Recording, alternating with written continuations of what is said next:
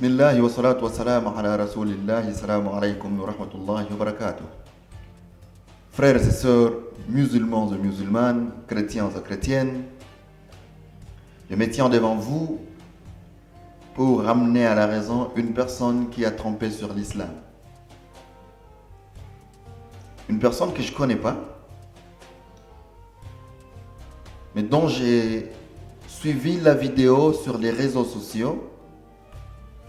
Un monsieur avec l'accent ouest-africain prétend avoir été imam, fils d'imam, petit-fils d'imam, 14e dans la lignée d'imam, mais qui a quand même quitté l'islam, se convertir au christianisme selon lui en acceptant Jésus, le Messie. Je m'en vais directement à dire aux chrétiens que ce monsieur, c'est un menteur, il a trompé. Il vous a menti. Il a menti sur tout. Bien que je ne le connais pas, je sais quand même qu'il a menti. Mais comment est-ce que je sais qu'il a menti? C'est le fait que la base même, le pilier principal de son message, sa vie, est fausse. Le monsieur prétend avoir été imam dans sa vie. Non, ça c'est faux. Parce qu'un imam ne peut pas lire le Coran comme lui, il la lit dans son petit message. Non. Mais avant de vous montrer que ce monsieur c'est un menteur, je vous invite tout d'abord à suivre aussi sa vidéo pour qu'on la décortique ensemble après. Bonjour, je m'appelle Moussa Kone. Je vais vous raconter mon histoire.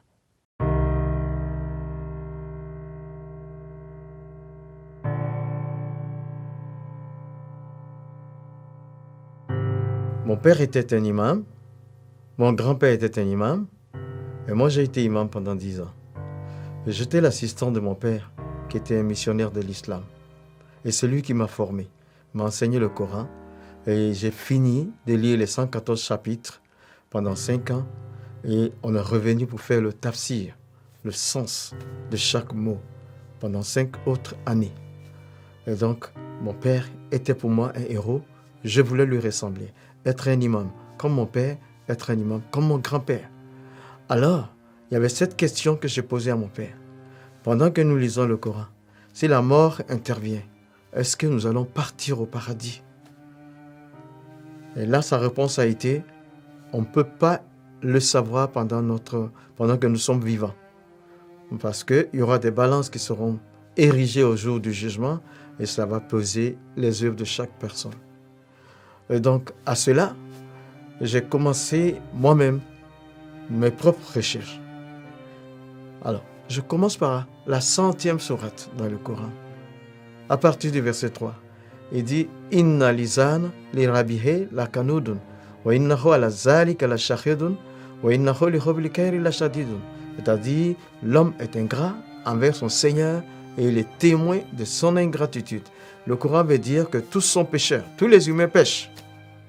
Après la 101e sourate dit فَأَمَّا سَاكُلَتِ مَوَازِينُهُ فَهُوَ فِي عِيشَةٍ رَاضِيَةٍ وَأَمَّا مَنْ كَفَتِ مَوَازِينُهُ فَأُمُّهُ خَاوِيَةٌ وَمَا أَدْرَاكَ مَا هِيَ نَارٌ حَامِيَةٌ. C'est-à-dire, si tes œuvres bonnes surpassent les péchés, tu vas au paradis, mais si c'est l'inverse, tu vas en enfer. Alors j'ai commencé à réfléchir. La 100e sourate me dit que je suis pécheur et la 101e sourate me dit que je dois avoir plus de bonnes actions que de péchés. J'avais 35 ans, je ne connaissais pas le nombre de mes actions, ni bonnes ni mauvaises. Logiquement, je ne pouvais pas savoir mon séjour dans l'au-delà, ce qui m'attristait beaucoup.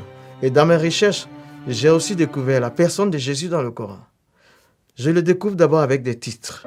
Dans la 4e sourate, verset 171, il y a 3 titres au moins. Il y a Al-Masih, le Messie. Il y a Ruhullah, l'Esprit de Dieu. Il y a Kalimatullah, la parole de Dieu. Je suis donc le Messie, la parole de Dieu, l'Esprit de Dieu. Ensuite, je découvre que Jésus n'a jamais péché, il n'a pas péché dans le Coran, mais par contre, j'ai découvert les péchés des autres prophètes.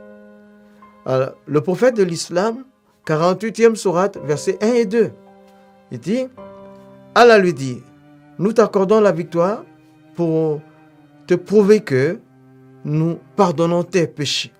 Je dis, mais lui aussi, il a péché, mais Jésus, jamais.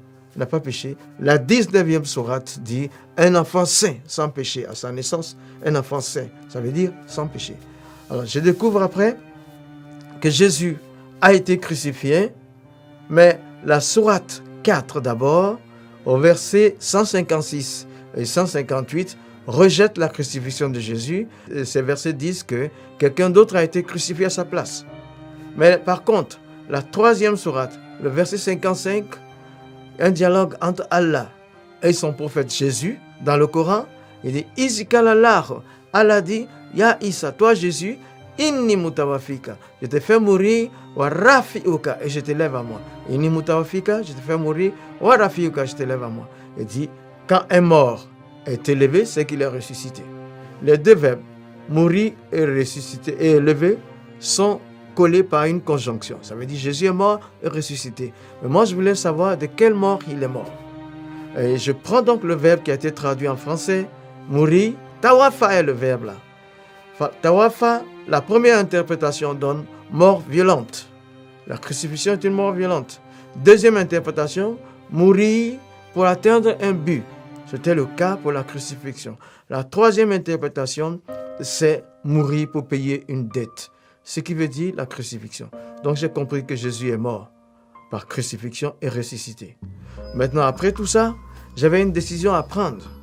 Je suis allé donc dans ma cabine, sachant que je ne pouvais pas de moi-même, je ne voulais pas quitter l'islam, mais je n'étais pas sauvé dans l'islam, dans le Coran. Donc, j'ai vu Jésus qui est au-dessus des autres. En ce moment-là, je devais prendre une décision. Mais j'ai interrogé Dieu. Je dis, je suis le 14e imam depuis la génération de mon père. Et là, je sens que je ne suis pas sauvé. Je ne peux pas continuer à prier comme musulman, mais je ne peux pas devenir chrétien aussi. Comme tu es Dieu, décide ce que tu veux. C'est en ce moment-là que, dans ma cabine, j'avais éteint la lumière. Et pendant que je m'apprêtais à dormir, il y a eu une autre lumière qui s'est faite et une personne était présente avec moi dans le bateau. Et cette personne m'a juste dit, Moussa, tu as toutes les informations que tu veux. Prends ta propre décision. Et puis, il n'y avait plus de lumière, c'était les ténèbres. De nouveau, je l'ai cherché, je ne l'ai pas revu. Et donc, suite à tout ça, j'ai décidé de donner ma vie à Jésus. Parce que dans l'islam, selon le Coran, je n'étais pas sauvé. Et Jésus a des titres au-dessus des autres. Il n'a jamais péché. J'ai donc donné ma vie à Jésus en 1987. Et toi qui m'écoutes, quel que soit le pays dans lequel tu te trouves, là, quel que soit ton nom, un seul chemin pour aller au ciel, c'est Jésus. Il dit, Anna, moi, Hoa, je suis, Tariq, le chemin, Wal Haq, la vérité, Wal Hayat, la vie, Leza Ahad, pas un seul. Il a Ani, qui ne vienne à moi, il a Abi, ne peut arriver au Père. Donne ta vie à Jésus, tu seras sauvé. Il va laver tes péchés. Donne ta vie à Jésus, tu connaîtras le paradis. Subhanallah. Subhanallah. J'ai pris le soin de diviser sa vidéo parce qu'il a au moins 2 messages ou 3, mais j'ai divisé sa vidéo par 2 pour qu'on parle d'une partie tout d'abord et la deuxième partie, on va la parler sur la vidéo qui va suivre. Le Messie qui prétend avoir été imam, fils d'imam, petit-fils d'imam, 14e d'une lignée d'imam, donc sa famille, c'est vraiment une famille musulmane, s'est trompé sur plusieurs choses. En faisant cette vidéo, il s'est mis à nu. Parce que sa lecture du Coran, subhanallah, elle est catastrophique. Sa lecture du Coran est catastrophique, mes amis. Inna lisan lirabihi lakanudun. Ah non, ça c'est pas du Coran. Astaghfirullah, c'est pas du Coran. Inna lisan lirabihi lakanudun. Ah non, ça c'est pas du Coran. Wa innahu ala zalika la shahidun. Astaghfirullah, c'est pas du Coran. Wa innahu li hubli khairi la shadidun. Sa façon juste de lire, de prononcer les mots coraniques, les mots arabes qui sont dans le Coran, fait de lui un menteur. Il n'a jamais été imam. Parce qu'un imam, c'est quelqu'un qui connaît le Coran. Innal insana li rabbihi laqanud wa innahu ala dhalika la shahid wa innahu li hubbil khayri la shadid. Inna lisana li rabihi la kanudun wa innahu ala zalika la shahidun wa innahu li hubbil khayri la shadidun. Personne ne peut prétendre être imam sans connaître le Coran. Impossible. Et quand vous suivez la lecture des versets coraniques, le peu de versets coraniques qu'a lu le monsieur, donc, tout musulman sait déjà qu'il n'a jamais été imam. Fils d'imam, non. Petit-fils d'imam, non. Et quand j'entends son accent français, je comprends qu'il est de l'Afrique de l'Ouest.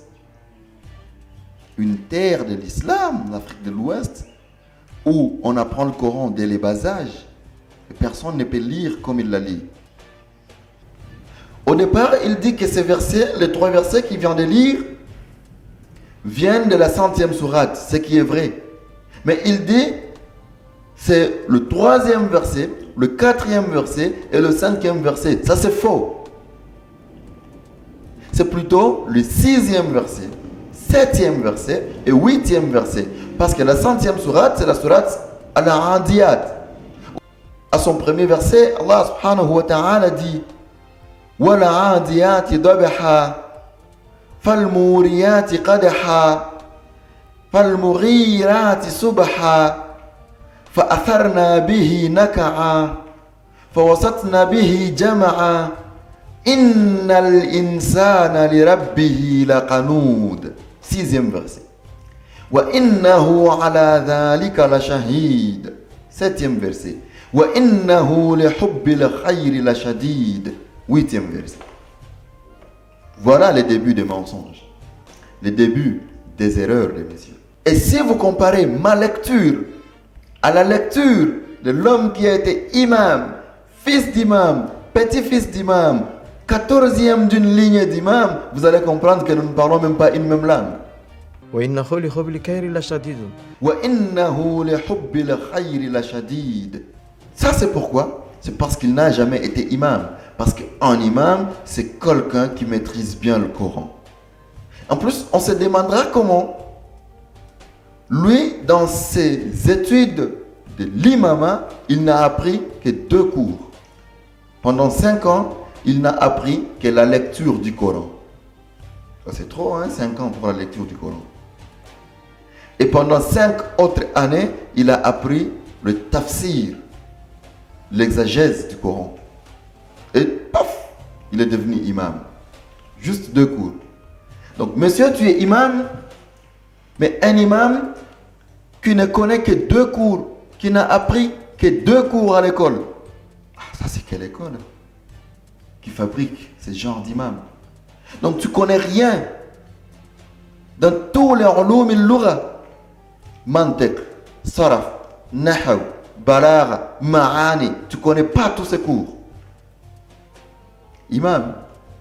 Ah non. Ce genre d'imam n'existe pas au monde. Tu connais rien de la charia parce que tu n'as pas appris les cours.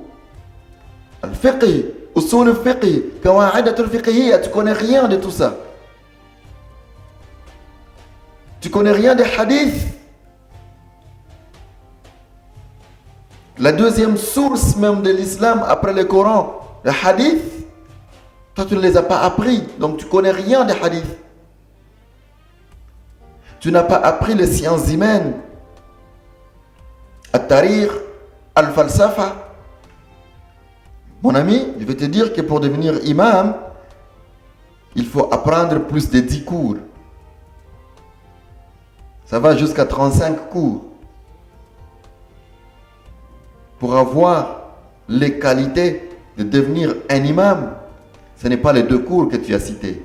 Tu as appris le Coran, la lecture du Coran pendant 5 ans en arabe, et puis tu as appris le tafsir pendant 5 ans, et du coup tu es devenu imam. Ça, c'est un autre mensonge.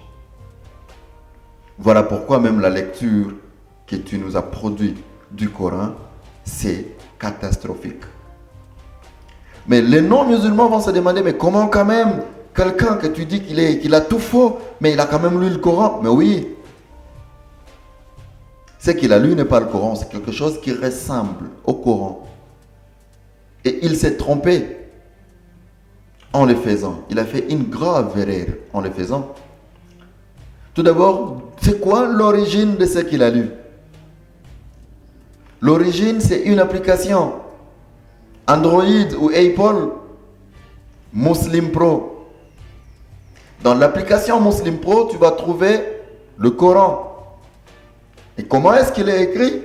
Il est écrit tout d'abord en lettres arabes, puis la translittération du message arabe avec des lettres latines, puis le sens du verset en français. Alors le monsieur a lu la translittération. Et une chose qu'il a oubliée, c'est qu'elle est codée, elle est conventionnelle. Il y a plusieurs sons, plusieurs lettres arabes qu'on ne peut pas trouver dans les lettres de l'alphabet français, comme la lettre Khe, la lettre Tre, la lettre Ain, la lettre Khe, la lettre Rain, la lettre Z, la lettre Dad. Alors ces lettres-là, ils sont toujours codés d'une manière conventionnelle avec une combinaison de lettres françaises. Comme par exemple, les lettres K et H, lorsqu'elles se suivent, ça fait le son Khe. Comme lui, il a dit Wa amma man kafat mawazinu. وأما من كفت موازينه فأمه خاوية وأما من كفت. Il a dit kafat. وأما من كفت وأما من كفت. Parce qu'il a vu K et H. Pourtant, c'est Wa amma man khafat. On t'a eu, monsieur, menteur. Mais je ne veux pas retourner sur les règles de la psalmodie ou les règles diététiques du Coran, mais moi je veux suivre ton message. Monsieur, toi qui étais imam, qui apprenait aux côtés de son père imam, tu as posé la question à ton père qui était ton modèle. Où irons-nous après la mort? Nous, musulmans, croyants, où est-ce que nous irons après la mort? Et selon toi, la réponse de ton père était, on ne peut pas le savoir. Ah, ça c'est aussi grave. Hein? Je me dis, mais est-ce qu'un imam, ton père, qui t'est formé toi pour devenir imam, peut ne pas savoir la réponse à cette question? Parce que la réponse à cette question, tu peux la trouver dans chacune des 114 sourates du Coran. Le Coran entier enseigne où iront les croyants et où iront les mécréants. Alors dire qu'un imam n'a pas pu répondre à cette question, c'est un problème. Dans la sourate Al-Bayyina, la sourate 98, 98 pour nos frères ouest-africains et français de la France, quoi. Allah subhanahu wa ta'ala dit Inna alladhina kafaru min ahli al-kitab wal mushrikina fi nari jahannam khalidina fiha ulaika hum sharrul bariyya. Ceux qui ont mécru, le mécréant, parmi les gens du livre, donc les juifs et les associateurs, iront dans le feu de l'enfer pour y demeurer éternellement. Ce sont eux le plus mauvais de toute la création. Par ce verset, on sait savoir la direction des mécréants après la mort. Tous les mécréants, ils iront en enfer et ils vont y demeurer éternellement. Allah continue et dit Inna alladhina amanu wa amilu salihati ulaika hum khayrul bariyya. Quant aux croyants, ceux qui ont cru et qui ont accompli de bonnes œuvres, qui ont fait de bons actes sur terre, ulaika hum khayrul bariyya. Ce sont eux le meilleur de toute la création. Jaza'uhum 'inda rabbihim jannatin 'adnin tajri.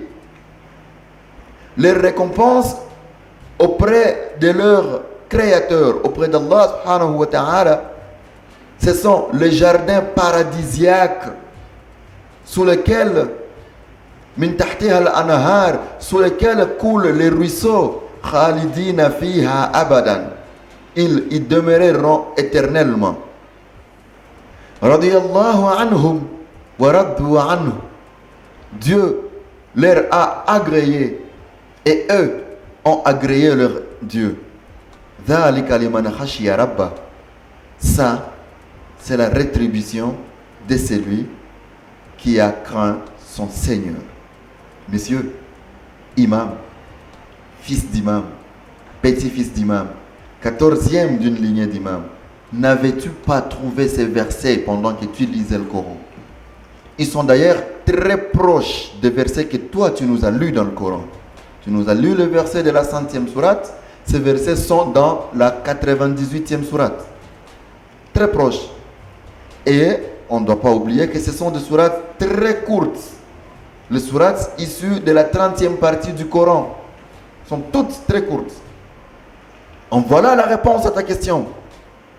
Les croyants iront au paradis. Ceux qui ont accompli des bonnes œuvres iront au paradis. Et les mécroyants iront en enfer. Et chacun de ces deux groupes demeurera dans son coin éternellement. Les mécréants iront en enfer éternellement et les croyants iront au paradis éternellement. Le Coran est plus clair là-dessus que l'eau de roche, mon ami. Mais toi, tu nous dis que ton père, qui était un imam, t'a dit on ne peut pas les savoir de notre vivant. Subhanallah. Un autre mensonge. Il n'y a pas que ça. Je vais donner un autre groupe de versets qui se situent dans la sourate Az-Zumar, qui sont un peu plus explicites en te répondant. La sourate Az-Zumar, c'est la sourate 39. À partir de son verset 71, donc le verset 71, Allah subhanahu wa ta'ala dit وَسِيقَ الَّذِينَ كَفَرُوا إِلَى جَهَنَّمَ زُمَرًا. Les mécréants seront conduits en groupe vers l'enfer. حَتَّى إِذَا جَاءُوهَا. Lorsqu'ils y arriveront, وَفُتِحَتْ أَبْوَابُهَا. Les portes de l'enfer s'ouvriront. وَقَالَ لَهُمْ خَزَنَتُهَا. Les gardiens de l'enfer leur diront Alam ya'atikum rusulun minkum yatluna alaykum ayati rabbikum.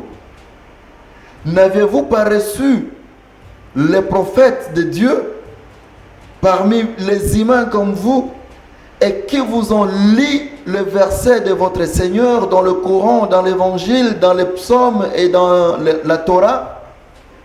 وَيُنذِرُونَكُمْ لِقَاءَ يَوْمِكُمْ هَذَا. Vous avertissant la rencontre de votre jour que voici. قَالُوا بَلَا. Ces mécréants diront, si les messagers de Dieu nous sont venus, ils nous ont dit tout ça. وَلَكِنْ حَقَّتْ كَلِمَةِ الْعَذَابِ عَلَى الْكَافِرِينَ. Mais la parole du châtiment aux mécréants s'avère être vraie. قِيلَ ادْخُلُوا أَبْوَابَ جَهَنَّمَ خَالِدِينَ فِيهَا. Les gardiens de l'enfer leur diront, entrez dans les portes du paradis pour y demeurer éternellement. فَبِئْسَ مَثْوَى الْمُتَكَبِّرِينَ. Telle sera la récompense des arrogants. وَسِيقَ الَّذِينَ تَقَوْا رَبَّهُمْ إِلَى جَنَّةَ زُمَرًا. Quant à ceux qui ont cru leur Seigneur, seront conduits vers le paradis en groupe.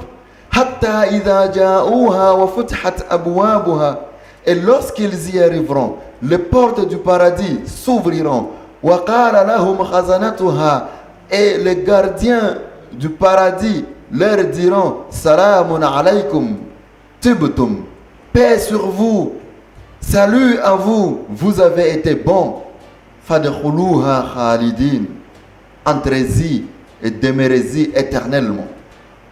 وقالوا الحمد لله الذي صدقنا وعده وأورثنا الأرض.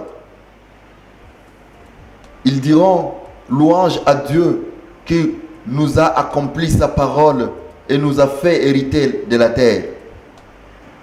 Natabawwa'u fil jannati haythu nasha. Nous allons nous installer dans le paradis où nous voulons. Fani'ma ajrul 'amilin. Que la récompense de ceux qui font le bien est meilleure. Wa tara al-mala'ikata hafina min hawli al-'arsh. Et tu verras les anges sillonner autour du trône d'Allah subhanahu wa ta'ala. Yusabbihuna bihamdi rabbihim. Ils seront en train de lancer des louanges à leur Seigneur. Wa qudiya baynahum bil haqq. Et sera jugé entre eux en toute équité. Wa qila. Et ils diront alhamdulillahi rabbil alamin. Louange à Allah, Seigneur de l'univers. Messieurs, imam, fils d'imam, petit-fils d'imam, comment est-ce que tu n'as pas pu trouver ces versets dans le Saint-Coran? Le message est pourtant clair. Dire que ton père n'a pas su répondre à cette question, ton père qui était imam, fils d'imam lui-même aussi, n'a pas su répondre à cette question que toi, son fils, un autre imam lui a posée. Je ne vois pas de quelle qualité, de quel genre d'imam vous étiez. Parce que c'est clair dans le Coran que les croyants iront au paradis pour y demeurer éternellement et les mécréants iront en enfer pour y demeurer éternellement. Cependant, toi, un imam qui a appris le Coran comme tout imam, en plus toi pendant 5 ans, tu n'as pas eu à trouver cette réponse. Tu as posé la question à ton père, qui était aussi un imam avant toi, d'ailleurs ton maître, n'a pas pu trouver cette réponse. Et t'a dit, on ne peut pas les savoir de notre vivant. Et maintenant, tu as fait tes recherches selon ce que tu as dit, et tu as trouvé que le Coran montre que nous sommes tous des pécheurs. Selon ton interprétation des 3 versets, 6e, 7e et 7e verset de la 100e sourate, la sourate Al-Adiyat, où Allah dit « Inna al-insana li rabbihi laqanud » Certes, l'homme est ingrat envers son Seigneur. « Wa innahu ala dhalika la shahid » Et il est témoin même de son ingratitude. « Wa innahu li hubbil khayri la shadid » Et pour l'amour de l'argent ou des richesses, l'homme est ardent. Et selon toi, ces versets montrent que nous sommes tous des pécheurs. Quelle autre fausseté? Bien que cela est vrai, l'islam reconnaît que tout le monde est pécheur, tout le monde est faillible, nul n'est parfait, mais ces versets que tu nous as lus ne montrent pas cela. Ces versets parlent de l'ingratitude de l'homme vis-à-vis de son Seigneur quant au merci. L'homme a été créé par Dieu. Dieu a fait de l'homme tout ce que Dieu a voulu et donne à l'homme tout ce que l'homme veut. Et Dieu ne veut de l'homme que le merci, la louange, la prière. Mais il y en a de ceux qui ne prient pas, de ceux qui ne savent pas dire merci à Allah. Et ces gens-là, ils sont ingrats vis-à-vis de leur Seigneur. C'est ça l'exagèse des 3 versets que tu as donnés. Loin de ce que toi tu as donné. Et là où tu m'as beaucoup étonné, c'est quand tu montres que le malheur des musulmans, c'est parce qu'il y aura le mizan, la balance, au dernier jour, avec le verset que tu as cité de la 101e sourate, la sourate Al-Qari'ah, où Allah dit فَأَمَّا مَنْ ثَقُلَتْ مَوَازِينُهُ فَهُوَ فِي عِيشَةٍ رَاضِيَةٍ. Quant à celui dont la balance sera lourde de bonnes œuvres, sera dans la vie agréable. وَأَمَّا مَنْ خَفَّتْ مَوَازِينُهُ فَأُمُّهُ هَاوِيَةٌ. Et quant à celui dont la balance sera légère, peu de bonnes œuvres, sa destination sera l'abîme. Et pour toi, voici, donc les musulmans, ils ne savent pas où est-ce qu'ils iront. Subhanallah. Mais le verset est clair. ceux qui accomplissent les bonnes œuvres, ceux qui font les bons actes sur terre, فهو في عيشة راضية, sera dans une vie agréable, ira au paradis, autrement dit. Et ce qui aura fait peu de bonnes œuvres ira en enfer. C'est clair là-dessus. Chose grave, il n'y a pas que le Coran qui le dit. Le dernier jour, il y aura un jugement. Il n'y a pas que le Coran qui le dit. Même la Bible reconnaît qu'il y aura un jugement et que ceux qui auront accompli beaucoup de bonnes œuvres iront au paradis et ceux qui n'auront pas accompli de bonnes œuvres iront en enfer. Et ça, c'est biblique. Et là, je dois prendre la Bible pour lire le livre d'Apocalypse. Dans le livre d'Apocalypse, chapitre 20, verset 11 à verset 15, je lis ceci. Puis je vis un grand trône blanc, et celui qui était assis dessus, la terre et les cieux s'enfuirent devant sa face, et il ne fut plus trouvé de place pour eux. Et je vis les morts, les grands et les petits, qui se tenaient devant le trône. Des livres furent ouverts, et un autre livre fut ouvert, celui qui est le livre de la vie. Et les morts furent jugés selon leurs œuvres, d'après ce qui était écrit dans ces livres. La mer rendit les morts qui étaient en elle. La mort et le séjour des morts rendirent les morts qui étaient en eux, et chacun fut jugé selon ses œuvres. Et la mort et le séjour des morts furent jetés dans les temps de feu. C'est la seconde mort, les temps de feu. Quiconque ne fut pas trouvé écrit dans le livre de la vie fut jeté dans les temps de feu. Ça, c'est la Bible. Le livre d'Apocalypse, le tout dernier livre de la Bible, chapitre 20, du verset 11 au verset 15.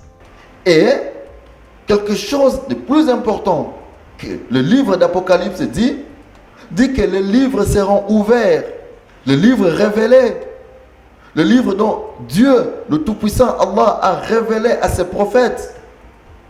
Et quand on parle de livres, on parle des anciens livres des prophètes, dont la Torah, les psaumes et les évangiles, qui constituent plusieurs livres, seront ouverts devant les gens.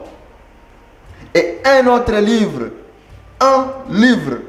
qui est le Coran, qui est un seul livre, qui n'a pas de livre à l'intérieur, n'a que des chapitres, sera aussi ouvert. Et Apocalypse dit que ce livre-là, le Coran, c'est le livre de la vie. Pour te dire que même ta Bible reconnaît que le Coran, c'est le livre de la vie. Pour aller encore plus loin, ta Bible reconnaît qu'il y aura jugement, comme l'a dit le Coran. Et qu'est-ce qui seront jugés? Ce sont les actes, les œuvres que les humains ont produits sur terre. Alors le Coran dit: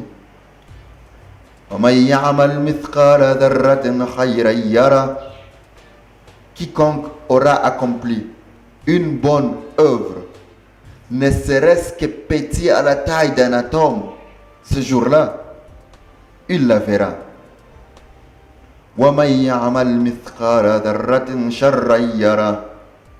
Et quiconque aura fait une mauvaise œuvre, aussi petit que la taille d'un atome, la verra ce jour-là.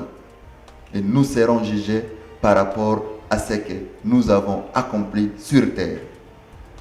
Voilà pourquoi je dis que tu n'es qu'un fausseur, un menteur. Tu n'as jamais été imam parce que tu ne sais pas lire le Coran. Tu n'as même jamais lu le Coran et tu voulais avoir la sympathie des chrétiens non avertis. Parce que les chrétiens avertis lisent le Coran et facilement ils savent que le Coran promet aux croyants le paradis et aux mécréants l'enfer. C'est que toi, tu n'as pas trouvé dans le Coran parce que tu n'as jamais lu le Coran.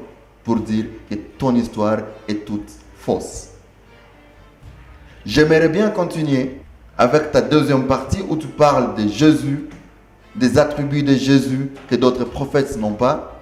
Mais je préfère que ma vidéo soit aussi courte et qu'il y ait une autre vidéo qui parle de ce que tu as dit sur Jésus, aussi courte, afin de permettre à tout le monde de me suivre. Wallahu ala ma aqul. Dieu est témoin de ce que je dis. Tu n'as jamais été imam. Assalamu alaikum wa rahmatullahi.